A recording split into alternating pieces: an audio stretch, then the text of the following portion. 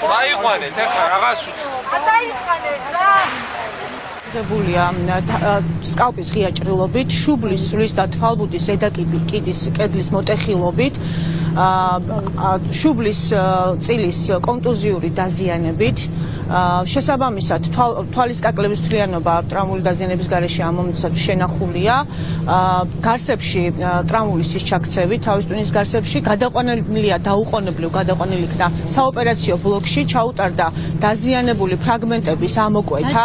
პაციენტი ყვება, რომ მას ჰქონდა რაღაც ბლაგვისაგნი ტრაუმა, თუმცა შემდგომ დაკარგა გონება და ვერ აკონკრეტებს დეტალებს. ამ მომენტისათვის პაციენტის მდგომარეობა არის სტაბილური პარამეტრებით, აგრძელებს რეანიმაციაში მკურნალობას, ჩაუტარდა განმეორებითი კომპიუტერული ტომოგრაფია უარყოფითი დინამიკის გარეშე.